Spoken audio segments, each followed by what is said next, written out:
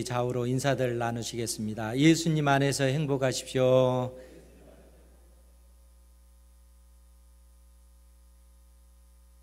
예수님 안에서 복된 삶을 사시기를 주님의 이름으로 축원드립니다. 지난주에 우리가 수요일 날 수요 전도 모임이 있잖아요. 그래서 교회 앞에서 전도를 하는데 한 청년이 다가오고 있는 거예요. 그래서 또 마음의 준비를 하고 그 청년이 오자 안녕하세요. 예수님 믿고 행복하십시오 해서 전도지를 주는데 그 청년이 저의 모습을 위아래로 딱 보고 교회 한번 쳐다보더니 장로교요 됐습니다. 선언하는 됐습니다. 이렇게 딱 얘기를 해요. 그래서 제 마음이 어떻겠어요? 아무렇지 않았습니다. 사람들이 다양하기 때문에 그 복음을 전하든지 전도지를 나눠주든지 할 때마다 어떤 사람들은 기쁨으로 그것을 받는 사람도 있고 또 어떤 사람들은 그 매몰차게 저는 예수님 안 믿습니다. 냉정하게 그렇게 거절하는 그러한 분도 있습니다. 그러니까 다양한 사람들이 있다는 것을 알기 때문에 그거 가지고 뭐 제 마음이 기분이 좋거나 나쁘거나 그러지는 않습니다. 단지 하나님의 그 복음이 선포되어질 때 반드시 나타나는 두 가지 그 영적인 그 현상들이 있습니다. 사실 그것이 중요해요. 우리가 전도자를 통해서 하나님께서 복음이 선포되게 하실 때는 그 복음을 듣고 믿는 자들에게는 영원한 생명, 영생을 주시지만은 그 복음을 듣지 않고 거부하는 자에게는 영원한 그 심판이 주어진다라고 성경은 말씀하고 있습니다. 그러니까 요한복음 그 3장 18절 말씀에도 보면 잘 들으시기 바라요. 거기에 보면 그를 믿는 자는 즉 예수님께서 나의 죄 때문에 십자가에 못 박히신 하나님의 아들이시다 하는 사실을 믿는 자는 심판을 받지 아니하는 것이요 믿지 아니하는 자는 하나님의 독생자의 이름을 믿지 아니하므로 벌써 심판을 받은 것이니라. 즉 복음이 증거되어졌을 때 그 복음을 받아들인 사람에게는 영생이 주어지지만 그 복음을 거부하는 사람들에게는 영원한 그 심판이 준비되어 있음을 성경이 말씀을 하고 있다는 거예요. 그러니까 우리가 사실 그 복음을 들을 때 두렵고 떨림으로 받아야 되는 이유가 여기에 있는 것입니다. 예수님을 나의 구주로 영접했을 때는 그로 인해서 영생이 주어지지만 그것을 거부했을 때는 영원한 심판이 그의 인생 앞에 놓여 있다는 것이죠. 성경이 끊임없이 우리에게 가르쳐주는 교훈이고 더더구나 지금 현재 우리가 살아가는 이 시대의 특성 중에 하나가 그것이라는 거예요. 우리가 살아가는 시대의 그 특성 중에 하나가 복음이 선포되어졌을 때 그 복음을 받아들인 사람은 영생이 주어지는 것이고 그 복음을 거부했을 때는 영원한 심판이 그 앞에 놓여 있다. 이것이 성경이 우리에게 가르쳐주고 있는 교훈이라는 것입니다. 그렇기 때문에 오늘 우리가 요한일서 2장 18절 말씀을 통해서도 볼 수 있는 그 내용이 아이들아 즉 택한 하나님의 자녀들아 지금은 마지막 때라 적 그리스도가 오리라는 말을 너희가 들은 것과 같이 지금도 많은 적 그리스도가 일어났으니 그러므로 우리가 마지막 때인 줄 아노라. 마지막 때의 한 특징을 여기서 또 언급하고 있는데 마지막 시대의 그 한 특징이 뭐냐면 많은 적 그리스도가 등장한다는 거예요. 이제 적 그리스도라고 하면은 그리스도를 대적하는 사람들이란 얘기예요. 그러니까 어느 한 사람, 적 그리스도 하면 그리스도를 대적하는 어느 한 사람을 우리는 생각을 많이 하잖아요.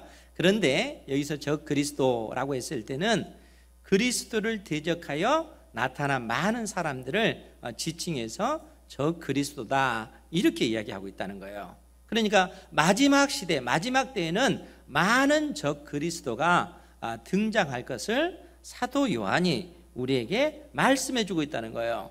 많은 그리스도를 대적하는 사람들이 많은 이러한 어떤 그 현상들을 통해서 우리가 마지막 때인 줄 안다라고 바울 사도가 사도 요한이 우리에게 가르쳐 주고 있습니다. 그러면 여러분 생각해 보세요. 마지막 때는 언제일까요? 이 개념을 항상 여러분들이 명확하게 가지고 있어야 돼요. 마지막 때는 어떤 한 시대의 끝을 마지막 때 이렇게 이야기하지 않고 성경에서 마지막 때라고 이야기할 때는 이 땅에 우리 주 예수님께서 성육신하시고 이 땅에 오신 초림하실 그때부터 시작을 해서 우리 주님께서 이 땅에 재림하실 때까지 이 기간을 마지막 때다라고 얘기해요. 예수님께서 초림하실 이때부터 시작을 해서 예수님께서 재림하실 이때까지 이 기간을 마지막 때다 이렇게 얘기해요. 그리고 현재 우리가 이 마지막 시대를 살아가고 있다는 거예요. 그리고 이 마지막 시대의 한 특징을 뭐라고 했어요? 천국 복음이 증거되어질 때 그 복음을 받아들인 사람들에게는 영생이 있고 그 복음을 거부하는 자에게는 영벌이 있다라고 성경이 이야기하고 있다는 거예요. 요한 그 복음 3장 그 35절 이하에도 그 내용이 있는데 이 부분도 제가 한번 읽어드릴 테니까 잘 들으시기 바라요. 요한 복음 3장 35절 36절인데 거기에 보면 아버지께서 아들을 사랑하사 만물을 다 그의 손에 주셨으니 아들을 믿는 자에게는 영생이 있고 아들에게 순종하지 아니하는 자는 영생을 보지 못하고 도리어 하나님의 진노가 그 위에 머물러 있느니라. 즉 이 마지막 시대 때, 즉 예수님께서 초림하실 이때부터 예수님께서 재림하실 이 시기까지 천국 복음이 수많은 나라들과 민족들 가운데 증거되어지게 된다는 거예요. 그렇기 때문에 이 천국 복음을 듣고 믿는 자에게는 영생이 주어지지만 그 복음을 거부하는 자에게는 영원한 형벌이 그에게 주어진다 하는 것이 성경이 우리에게 가르쳐주고 있는 그러한 어떤 그 교훈이라는 거예요. 그런데 사도행전 17장 30절 이하의 그 말씀을 보면 왜 예수님의 그 초림부터 예수님의 이 재림의 이 기간을 마지막 때라 했는가 하는 것에 대한 어떤 힌트를 우리가 찾아볼 수가 있습니다. 우리 함께 찾아보도록 할게요. 사도행전 17장 30절에서 31절 말씀입니다. 사도행전 17장 30절 31절 우리 같이 한번 합독하겠습니다. 시작. 알지 못하던 시대에는 하나님이 간과하셨거니와 이제는 어디든지 사람에게 다 명하사 회개하라 하셨으니 이는 정하신 사람으로 하여금 천하를 공의로 심판할 날을 작정하시고 이에 그를 죽은 자 가운데서 다시 살리신 것으로 모든 사람에게 믿을 만한 증거를 주셨음이니라 하니라. 아멘. 알지 못하던 시대에는, 즉 이 알지 못하던 시대는 예수님께서 이 땅에 오시기 전 시대를 얘기하는 거예요. 그러니까 유대인들을 제외하고는 모든 이방인들은 복음에 대해서 알지 못하잖아요. 또 예수님에 대해서도 알지 못하는, 하나님에 대해서도 이 성경을 통해서 알지 못하던 그러한 시대 가운데 온 세상이 그렇게 살고 있었다는 거예요. 그렇기 때문에 알지 못하던 시대에는 하나님이 간과하셨으나 하나님께서는 방임하셨다는 거예요.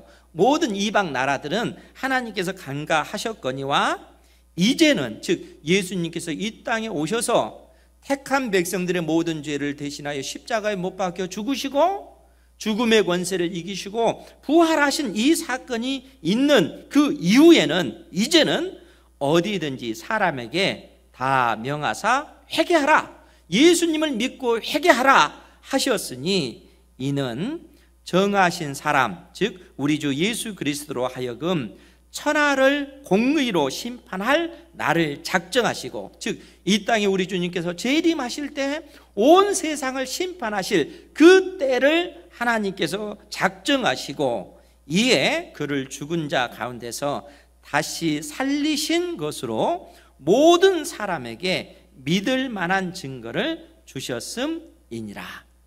그렇기 때문에 우리 주님께서 이 땅에 초림하신 이때로부터 재림하실 이때까지 이 기간이 마지막 때요, 주님께서 이 땅에 재림하시면 온 세상을 하나님의 공의로 심판하신다라고 지금 성경이 우리에게 가르쳐주고 있다 하는 것입니다. 그런데 사도행전 14장에도 이와 같은 말씀을 해주고 있습니다. 그 부분도 이왕이면 찾아보도록 하겠습니다. 사도행전 14장 16, 17절 말씀에 보면, 사도행전 14장 16, 17절 말씀에도 보면요, 하나님이 지나간 세대에는 모든 민족으로 자기들의 길들을 가게 방임하셨으나, 즉 예수님께서 이 땅에 오시기 전에는 이 세상에 있는 모든 민족들, 이방 사람들로 하여금 자기들의 길을 가게 방임하셨다는 거예요. 그들이 복음을 알지 못하기 때문에, 하나님을 알지 못하는 가운데 그들이 그들의 인생을 살도록 하나님께서 내버려 두셨다는 겁니다. 그러나 17절 말씀에 보면, 그러나 자기를 증언하지 아니하신 것이 아니니 곧 여러분에게 하늘로부터 비를 내리시며 결실기를 주시는 선한 일을 하사 음식과 기쁨으로 여러분의 마음에 만족하게 하셨느니라. 하나님께서 이 땅에 예수님께서 오시기 전 이방 사람들, 모든 나라와 민족들이 하나님에 대해서 온전히 알지 못하는 그러한 어두운 가운데 그들이 살았지만, 그래도 하나님께서는 그 가운데서 그들에게 하나님의 살아계심을 증언하셨다는 거예요. 그럼 어떻게 이방 사람들에게 증언하셨습니까? 하나님께서 때를 따라 사람들에게 비를 주시고 햇빛도 주시고 봄, 여름, 가을, 겨울, 이러한 어떤 자연의 질서를 통해서 이러한 어떤 기가 막힌 어떤 우주의 어떤 이 원리가, 질서가 그냥 우연히 되어진 것이 아니고 누군가 뛰어난 그 창조주 하나님께서 온 세상을 운행해 가신다 하는 것을 자연 만물을 통해서 사실은 명확하게 이방인들에게 증거하셨다는 거예요. 하나님께서 이처럼 온 세상을 향해서 이렇게 증언하셨다는 겁니다. 그런데 이제는 하나님의 때가 되어서 이 땅에 하나님의 아들 예수 그리스도를 이 땅에 보내심으로써 예수님께서 택한 백성들의 모든 죄를 대신하여 십자가에 못 박혀 죽으시고 죽음의 권세를 이기시고 부활하시고 승천하셔서 하나님의 보좌 우편에 앉아 계시면서 이 땅에 우리 주님께서 재림하실 때 이제는 온 세상을 심판하시는 그러한 어떤 때가 있음을 성경을 통해서 우리에게 말씀하셨고, 이 복음이 온 세상 모든 나라와 민족들 가운데 증거되게 하셨다는 거예요. 그러니까 예수님의 초림부터 시작해서 드디어 이제는 마지막 때가 시작이 되어서 예수님께서 재림하시면 온 세상을 심판하시는 그러한 어떤 때가 있음을 성경이 명확하게 우리에게 가르쳐주고 있습니다. 사랑하는 성도 여러분, 이 진리 가운데 여러분들의 인생을 살아가는 은혜가 있기를 주님의 이름으로 축원드립니다. 우리가 사는 인생, 내가 지금 현재 살고 있는 이 삶 자체가 우리가 마지막 때를 살아가고 있다라고 성경이 우리에게 가르쳐주고 있다는 거예요. 그렇기 때문에 사도 요한이 교회 공동체를 향해서 또 오늘 우리를 향해서 이러한 말씀을 하면서 우리에게 또 명확한 그 가르침을 주고 있습니다. 우리 18절 말씀 다시 한번 볼게요. 아이들아, 지금은 마지막 때라. 적 그리스도가 오리라는 말을 너희가 들은 것과 같이 지금도 많은 적 그리스도가 일어났으니 그러므로 우리가 마지막 때인 줄 아노라. 지금 사도 요한 당대에도 많은 적 그리스도를 대적한 사람들이 많았다는 거예요. 지금 그것을 언급하고 있는 것입니다. 그러면서 19절에 뭐라고 이야기를 하냐면, 그들이 우리에게서 나갔으나 우리에게 속하지 아니하였나니 만일 우리에게 속하였더라면 우리와 함께 거하였으려니와 그들이 나간 것은 다 우리에게 속하지 아니함을 나타내려 함이니라. 지금 사도 요한이 엄청난 말씀을 우리에게 해주고 있어요. 그들이, 여기서 그들은 누구냐면 적 그리스도라는 거예요. 적 그리스도. 그리스도를 대적하는 사람들을 여기서 그들이다 이렇게 표현하고 있어요. 그들이 우리에게서 나갔다라고 얘기해요. 이 말이 무슨 얘기입니까? 그 전에는 이 사람들과 함께 한 교회 공동체를 이루고 있었다라는 얘기입니다. 사도 요한이 섬기는 그 교회 공동체 안에 성도들 가운데 이미 적 그리스도를 대적하는 사람들이 함께 있었다는 거예요. 그야말로 알곡과 가라지가 함께 자라나고 있는 이러한 상황이 됐다는 거예요. 그런데 어느 정도 이 알곡과 가라지가 자라다 보니까 어떻게 돼요? 명확하게 알곡과 가라지가 드러나게 됐다는 거예요. 그래서 그 가라지들이 결국은 나가게 됐다라고 지금 사도 요한이 우리에게 말씀해 주고 있다는 거예요. 그러면은 이 그들이 나간 것은 다 우리에게 속하지 아니함을 나타내려 함이니라 이렇게 표현이 됐는데, 그러면 이 사람들이 어떻게 해서 적 그리스도다, 그리스도를 대적한 사람들이다 이렇게 말할 수가 있을까요? 이 사람들이 섬기는 하나님은 어떤 분일까요? 이 사람들이 믿는 예수님은 어떤 분일까요? 이 사람들이 예수님을 안 믿은 건 아니에요. 이 사람들도 예수님이 하나님의 아들이다 이렇게 믿고 있어요. 그런데 중요한 것이 있어요.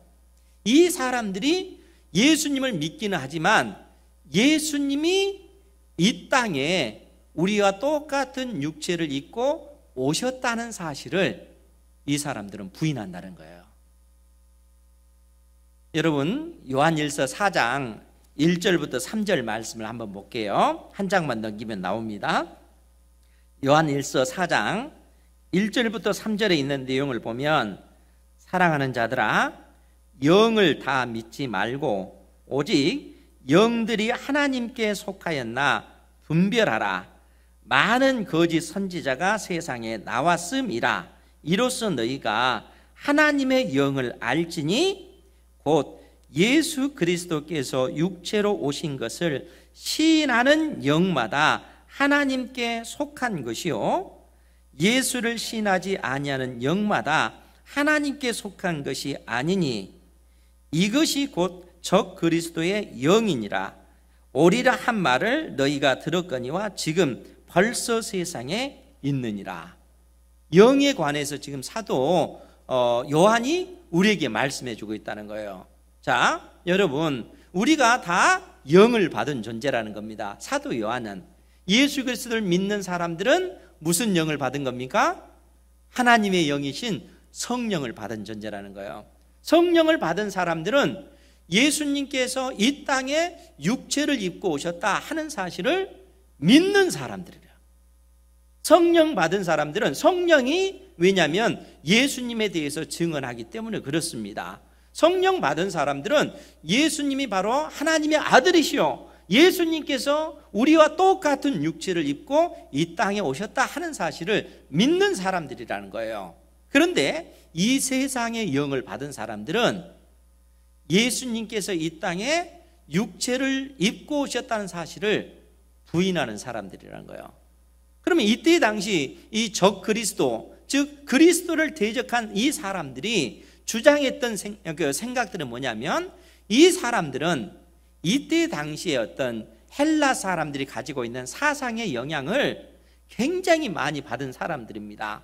여러분, 헬라 사람들이 이때 당시 가진 그 철학, 그 사상은 뭐냐면 사람의 영혼은 거룩한 것이지만 사람의 육체는 악한 것이다, 이렇게 생각하는 사람들이에요. 물질은 악한 것이고 영은 거룩한 것이다, 이들은 이렇게 생각을 하는 거예요. 그러다 보니까 이러한 영향을 받은 사람들이 무슨 생각을 하냐면, 예수님은 하나님의 아들이신데 예수님께서 이 땅에 오실 때 육신을 입고 오셨다는 것이 이들에게는 하나의 걸림돌이 되는 거예요. 왜 그렇습니까? 육신은 악한 것이기 때문에. 거룩하신 그 하나님의 아들이 어떻게 우리처럼 이렇게 악한 육체를 입고 이 땅에 온단 말인가? 그들은 그 사실을 부인하는 거예요. 그래서 그들이 생각해낸 것이 뭐냐면, 예수님께서 이 땅에 육신의 몸을 입고 온 것처럼 보여졌을 뿐이다 라고 주장을 하는 거예요. 그것을 이제 가현설, 육체의 모습으로 있지만 진짜 육체를 입고 오신 것이 아니라 육체의 모습을 입고 온 것처럼 보여진 것뿐이다는 거예요. 그들은 그래서 예수님께서 육신의 몸을 입고 오신 것을 믿지 않는다는 거예요. 그러면 여기에 아주 중요한 문제가 발생하게 되는데, 그것이 뭐냐면, 여러분, 예수님께서 이 땅에 육체를 입고 오셔서 택한 백성들의 모든 죄를 예수님께서 대신 짊어지시고 십자가에 못 박혀 죽으셨다는 거예요. 그러니까 육체로 이 땅에 오신 것을 부인한다는 얘기는 결국 예수님께서 나의 죄 때문에 십자가에 못 박혀 죽으시고 죽음의 그 권세를 이기시고 다시 부활하신 하나님의 아들이시다 하는 사실 자체를 결국 이들은 부인하게 되는 것입니다. 그러니까 하나님의 성령이 있는 사람들은 반드시 우리가 고백하는 것이 뭡니까? 예수님께서 이 땅에 육체를 입고 오셨다는 사실이에요. 이 사실을 부인하면 결코 안 되는 겁니다. 왜냐하면 예수님께서 육체를 입고 오셔서 우리의 죄의 문제를 깨끗이 해결해 주셨기 때문에 그렇다는 거예요. 그렇기 때문에 지금 그 사도 요한이 그래서 이 교회 공동체를 향해서 강력하게 하신 말씀이 19절에 있는 말씀 다시 한번 우리가 생각하면서 봅니다. 그들이 우리에게 나갔으나 우리에게 속하지 아니하였나니 만일 우리에게 속하였더라면 우리와 함께 거하였으려니와 그들이 나간 것은 다 우리에게 속하지 아니함을 나타내려 함이니라. 즉 그들이 나간 것은 그들 속에 하나님의 성령이 없고 이 세상의 영이 있기 때문에 그렇다는 거예요. 그것이 이로써 증명되었다라고 사도 요한이 말씀하고 있다는 거예요. 그러면서 우리에게 어떤 말씀을 주냐면 20절 말씀입니다. 우리 20절 말씀 같이 보겠습니다. 시작. 너희는 거룩하신 자에게서 기름 부음을 받고 모든 것을 아느니라. 아멘. 우리를 향해서 예수 그리스도를 믿는 하나님의 자녀들을 향해서 너희는 거룩하신 자에게서, 즉 하나님에게서 기름 부음을 받고 모든 것을 아느니라. 이렇게 사도 요한이 우리에게 말씀해 주고 있다는 거예요.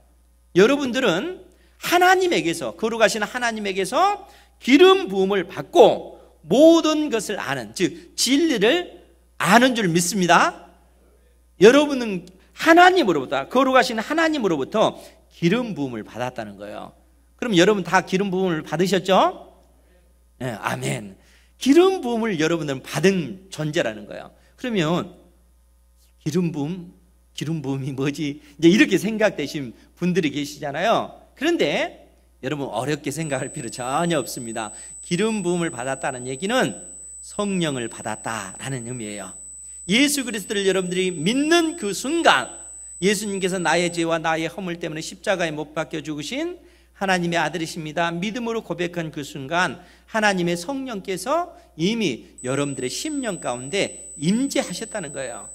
여러분들 심령 가운데 임재하셔서 영원토록 택한 자녀들을 떠나지 아니하십니다. 그것이 기름 부음 받았다 이렇게 표현하고 있는 거예요. 그래서 27절 말씀, 요한 1서 2장 27절 말씀에도 보면 너희는 주께 받은 바 기름 부음이 너희 안에 거하나니 아무도 너희를 가르칠 필요가 없고 오직 그의 기름 부음이 모든 것을 너희에게 가르치며 또 참되고 거짓이 없으니 너희를 가르치신 그대로 주 안에 거하라. 기름 부음이라고 하는 것은 하나님의 성령이 우리 안에 계시다는 거예요. 그리고 진리의 성령께서 우리를 진리 가운데 인도해 주시는 거예요. 여러분, 하나님의 성령이 내 안에 계신다라고 했을 때 택한 자녀들에게 얼마나 큰 유익이냐면, 물론 한번 임하신 성령은 영원토록 여러분들을 떠나지 아니하셔요. 여러분들이 신앙생활을 하다가 때에 따라 낙심되는 그런 문제를 그 인생의 문제로 인해서 낙심돼 가지고 절망돼 가지고 탄식하면서 하나님께서 나를 버리신 것 같아, 그러면서 애통해하면서 울고 있는 그 순간에도 성령께서는 떠나지 않고 여러분들 안에 계셔요. 여러분들이 울고 계시면 주님께서 말할 수 없는 탄식으로 여러분들을 위해서 기도하고 계신다는 거예요. 말할 수 없는 탄식으로 여러분들을 일깨워 주시기 위해서 성령께서 여러분들 속에서 역사하신다는 거예요. 그리고 하나님의 말씀을 통해서 하나하나 하나님의 말씀의 의미가 무엇인지 깨닫도록 성령께서 우리 속에서 역사하시는 겁니다. 그러니까 여러분들이 성령 하나님에 대해서 오해하지 말아야 될 것이 있어요. 그것이 뭐냐면, 성령 하나님께서 택한 자녀들에게 주신 가장 큰 유익, 그것이 뭐냐면 진리 가운데 인도하신다는 거예요. 성령 하나님 그러면 성령 하나님 방언 받는 거 이렇게 생각할 수 있잖아요. 물론 하나님께서 다양한 은사를 통해서 택한 자녀들을 위로하시고 격려하십니다. 그런데 성령 하나님의 그 임재를 통해서 가장 큰 유익은 뭐냐면 우리를 진리 가운데 인도한다는 거예요. 그러니까 성경 66권, 이 하나님의 그 말씀을 우리가 읽을 때 성령께서 이 말씀의 의미를 깨닫도록 해주시고, 이 말씀이 하나님의 말씀으로 믿어지도록 내 안에서 역사하신다는 거예요. 이 은혜 가운데 우리가 살아가는 줄 믿으시기 바랍니다. 그렇기 때문에 이 요한복음에 보면, 우리가 요한복음을 한번 찾아서 볼게요. 요한복음 14장 26절에 보면, 요한복음 14장 26절에 보면 성령 하나님께서 어떻게 우리 속에서 일하시는가 보여주고 계시는데, 요한복음 14장 26절에 보면, 못 찾으신 분들은 잘 들으시기 바랍니다. 보혜사 곧 아버지께서 내 이름으로 보내실 성령, 그가 너희에게 모든 것을 가르치고 내가 너희에게 말한 모든 것을 생각나게 하리라. 우리 안에 계신 하나님의 성령께서 우리 주님께서 제자들에게 하신 말씀, 성경 66권을 통해서 하신 그 말씀의 의미를 생각나게 하신다는 거예요.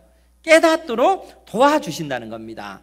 그래서 요한복음 16장 13절 말씀에도 보면, 한 장 넘겨서요, 요한복음 16장 13절 말씀에도 보면, 그러나 진리의 성령이 오시면 그가 너희를 모든 진리 가운데로 인도하시리니 그가 스스로 말하지 않고 오직 들은 것을 말하며 장래 일을 너희에게 알리시리라.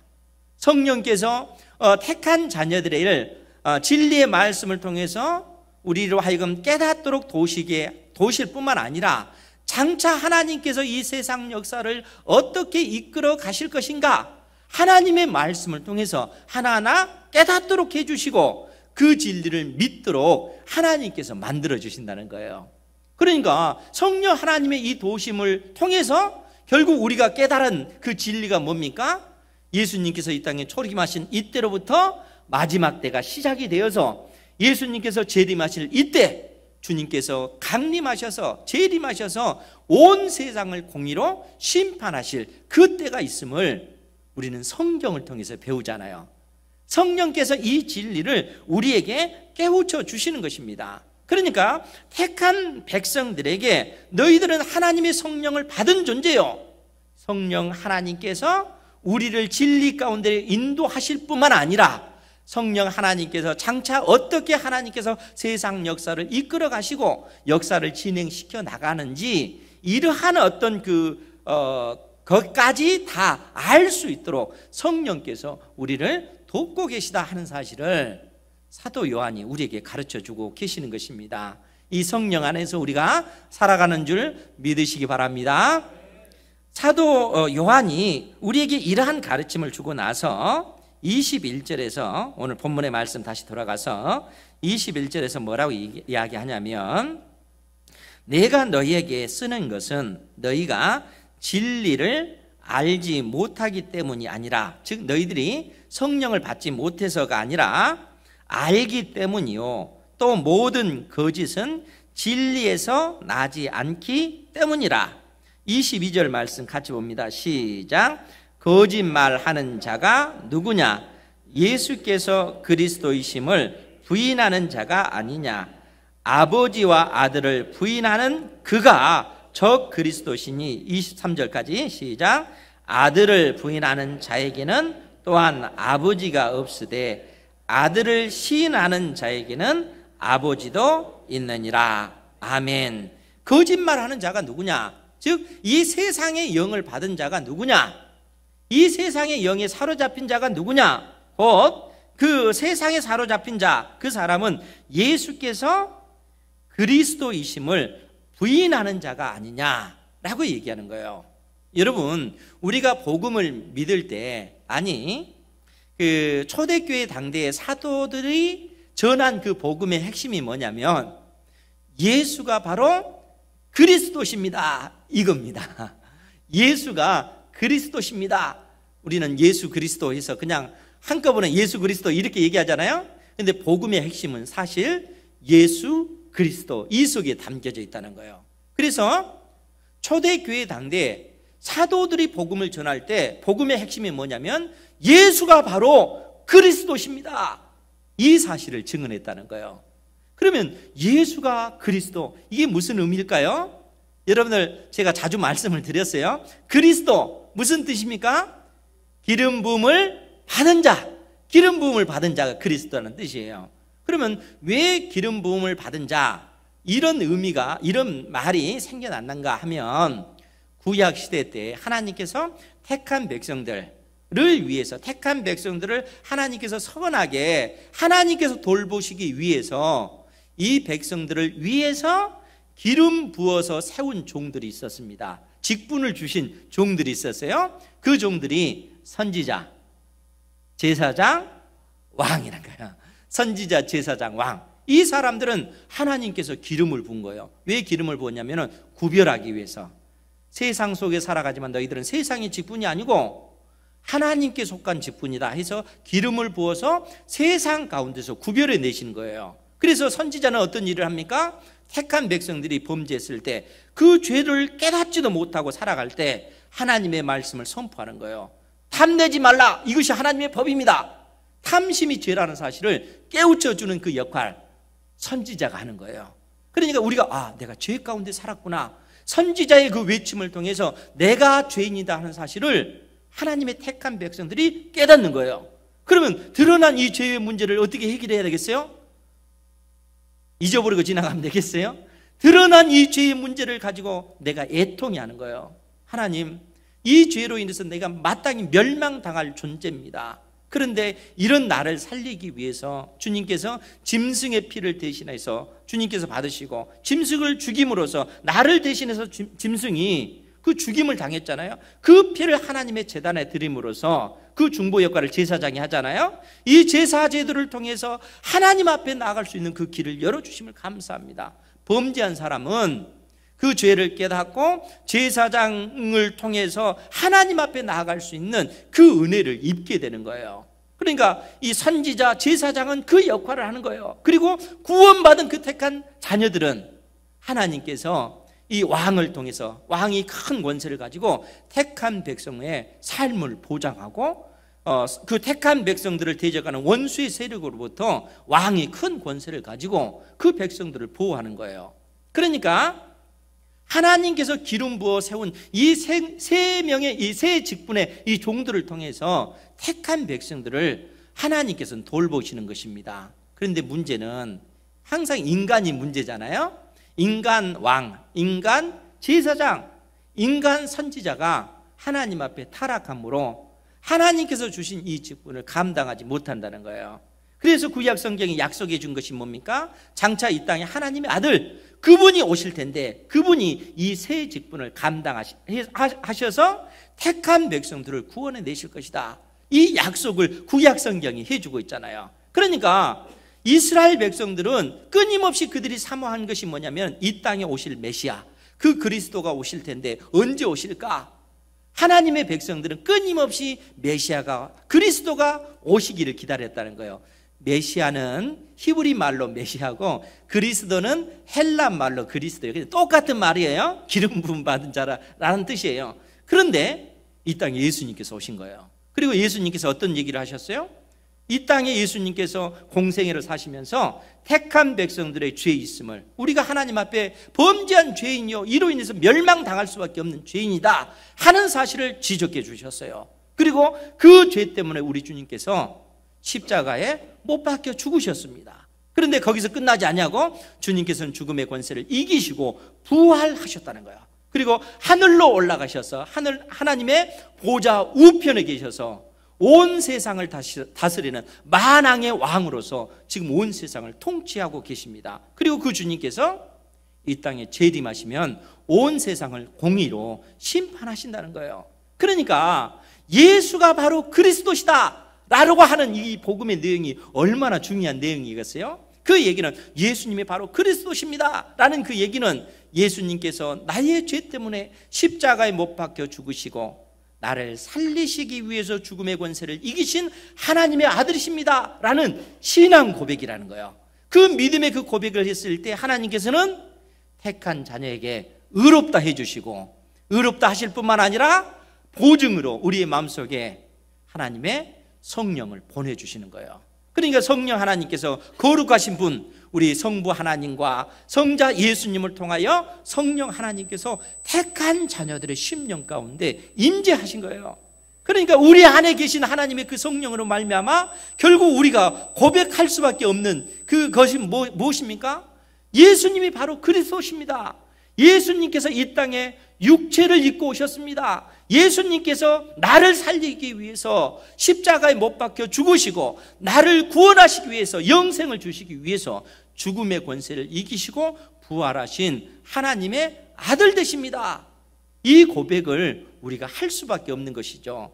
이러한 믿음의 고백 가운데 우리가 살아가는 줄 믿으시기 바랍니다. 여러분들이 믿는 그 예수님은 바로 그런 분이시라는 거예요. 여러분들을 살리시기 위해서 그분은 선지자, 제사장, 왕의 직분을 지금도 감당하고 계시는 그러한 하나님의 아들이시다 하는 사실을 성경이 우리에게 명확하게 가르쳐주고 있습니다. 이 진리 가운데 여러분들 살아가시기 바랍니다. 그런데 우리가 좀 더 이제 생각을 해봐야 될 것이 이제 24절에 있는 말씀이에요. 거기에 보면 너희는 처음부터 들은 것을, 여기서 처음부터 들은 것은 사도들을 통해서 그들이 받았던 복음을 얘기하는 거예요. 너희들이 사도들을 통하여 받았던 그 복음, 처음부터 들은 것을 너희 안에 거하게 하라.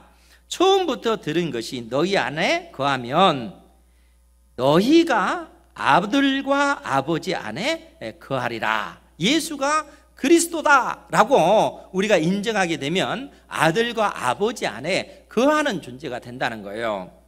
여러분, 그 요한복음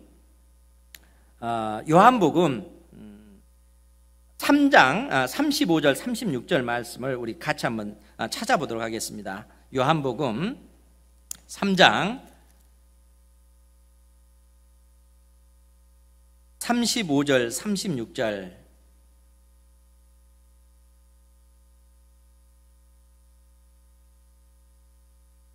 거기에 보면 34절부터 볼게요. 하나님이 보내신 이는 하나님의 말씀을 하나니 이는 하나님이 성령을 한량없이 주심이니라.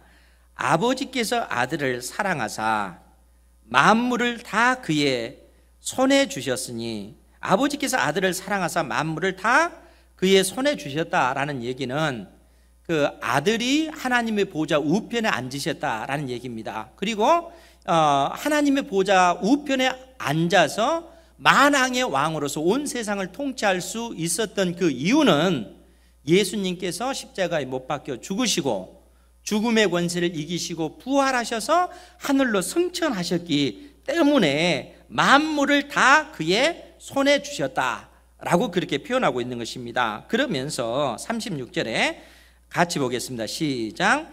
아들을 믿는 자에게는 영생이 있고 아들에게 순종하지 아니하는 자는 영생을 보지 못하고 도리어 하나님의 진노가 그 위에 머물러 있느니라. 아멘. 결국 아들을 믿는 자에게는 영생이 있고 아들을 믿지 않는 자는 영생을 보지 못하고 도리어 하나님의 진노가 그 위에 머물러 있느니라. 결국 하나님의 어떤 심판을 받을 수밖에 없음을 성경이 이처럼 말씀해 주고 있다는 거예요. 즉 그 말은 무슨 얘기입니까? 이 마지막 때, 즉 예수님께서 초림하신 이때로부터 예수님께서 재림하실 이 기간, 이 시기가 마지막 때인데 천국 복음이 증거되는 그곳에 이 복음을 듣고 그 복음을 받아들인 자에게는 영생이 주어지지만 그 복음을 거부하는 자에게는 결국에는 영생이 없고 하나님의 진노가 그에게 있을 것임을 성경이 말씀해 주고 있다는 거예요. 그러니까 여러분, 이 세상의 그 역사를 보면서 여러분들은 세상의 눈으로, 세상의 그 시각으로 이 인류 역사를 바라봐서는 안 되고 하나님께서 진리를 통해서 우리에게 가르쳐 주신 이 시각으로 이 세상의 역사를 살피셔야 된다는 거예요. 그러니까 우리가 살고 있는 이 시대가 지금은 마지막 때요. 이 마지막 때의 끝에 우리 주님께서 재림하셔서 온 세상을 심판하신다는 거예요. 성경은 끊임없이 우리에게 이 진리를 가르쳐 주고 있다는 거예요. 그러면 여러분, 하나님께서 우리에게 이러한 말씀을 가르쳐 주면서 우리의 인생을 향해서, 여러분들을 향해서 무슨 말씀을 하고 계시는 거예요? 마지막 때라고 하는 것은 예수님의 초림부터 재림이라고 하면은 우리가 이 초림부터 재림까지 우리의 인생을 사는 인생이 아니잖아요. 이 기간에 어떤 한순간, 그야말로 100년을 산다고 할지라도 이 기간 동안에 우리가 한 지점을 꼽는다면 이게 점으로 찍는다 할지라도 우리의 그 어떤 삶의 그 기간이 보이겠어요? 그만큼 짧은 인생이잖아요. 그런데 이 짧은 인생을 우리는 살아가면서 우리의 그 삶의 목표, 삶의 가치를 어디에 두고 있는가 하는 겁니다. 사도 요한이 교회 공동체를 향해서 주신 말씀이 실상은 이 말씀이라는 거예요. 우리가 전전주에 봤던 그 말씀, 요한일서 2장 16절, 15절부터 볼게요. 다시 한번 15절부터 한번 보도록 하겠습니다. 요한일서 2장 15절 말씀부터 보면, 이 세상이나 세상에 있는 것들을 사랑하지 말라.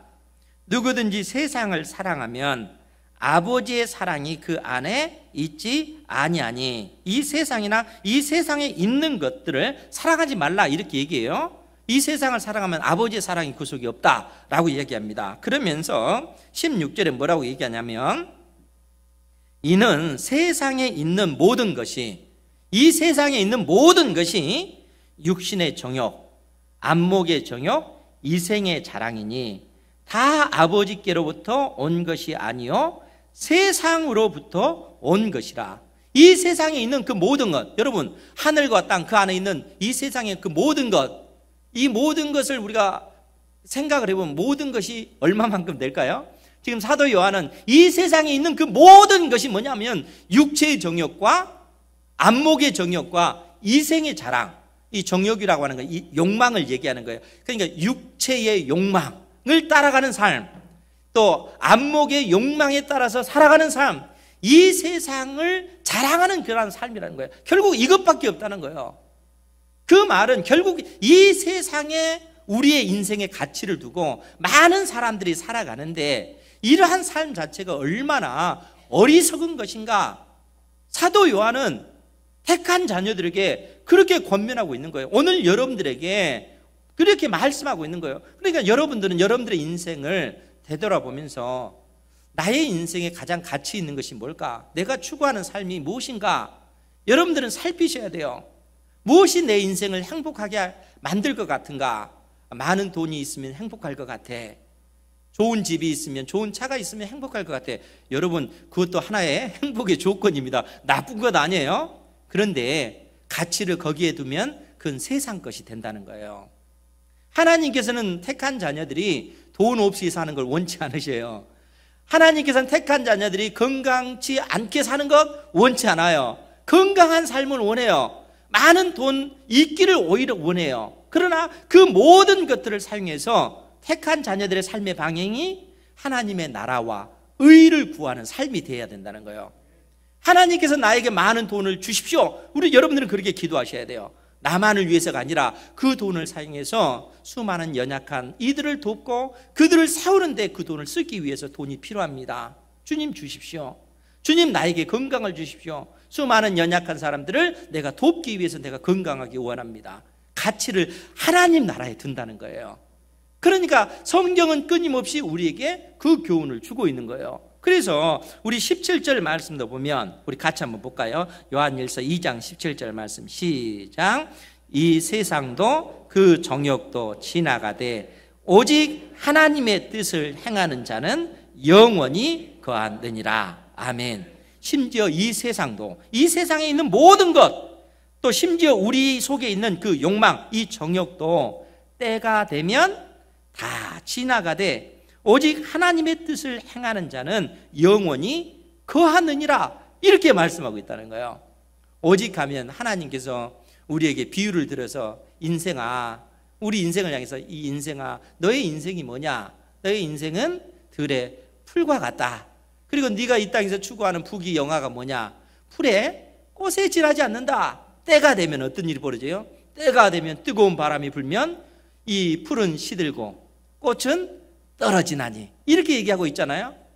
우리 인생이 그렇다는 거예요. 땅에 소망을 두게 되면 결국에는 후회밖에 남지 않습니다.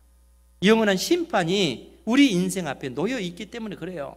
그러니까 하나님께서 명확하게 우리 인생이 영원한 가치를 지니려면, 우리가 하나님 앞에 그 인정받는 그런 삶을 살려면 어떻게 살아야 되는가? 이미 말씀해 주고 있잖아요. 오직 하나님의 뜻을 행하는 자는 영원히 거하느니라.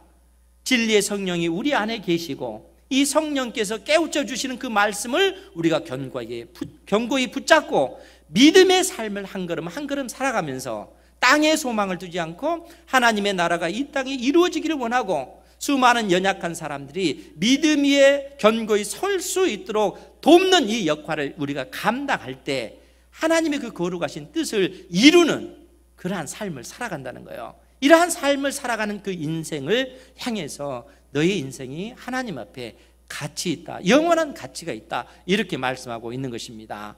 사랑하는 성도 여러분, 여러분들의 인생을 살피시기를 바랍니다. 뿐만 아니라 이 땅의 가치를 두는 것이 아니라 영원한 하나님 나라의 가치를 두셔서 하나님께서 기뻐하시는 믿음의 삶을 살아가는 여러분들 되시기를 주님의 이름으로 축원드립니다.